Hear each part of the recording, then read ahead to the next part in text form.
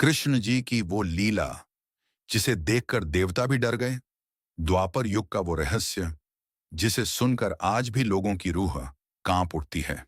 ये कहानी है भगवान कृष्ण की उस अद्भुत लीला की जब पूरा ब्रह्मांड हिल गया था और स्वर्ग में बैठे देवता भी भय से कांप उठे थे। रात का समय था। चारों तरफ अजीब सन्नाटा फैला हुआ था। आकाश में काले बादल गरज रहे थे। धरती बार बार कांप रही थी। जानवर जंगलों में चीख रहे थे और समुद्र की लहरें तूफान बन चुकी थीं। लोग समझ नहीं पा रहे थे कि आखिर ये सब क्यों हो रहा है।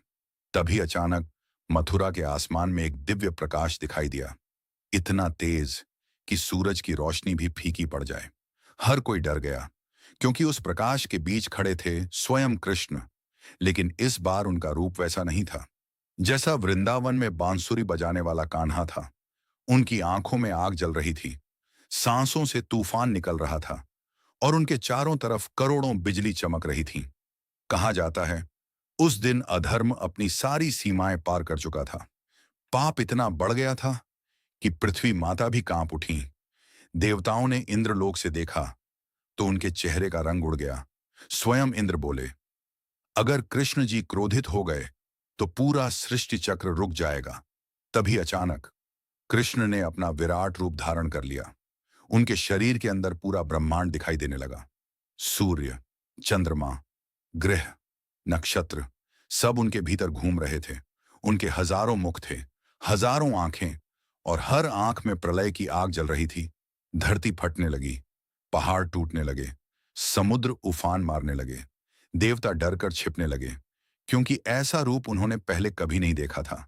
कहा जाता है उस समय भी कुछ पलों के लिए रुक गया था।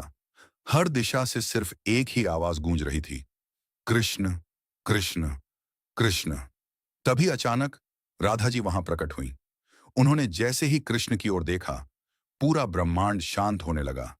तूफान रुक गया, धरती कांपना बंद हो गई और देवताओं ने राहत की सांस ली।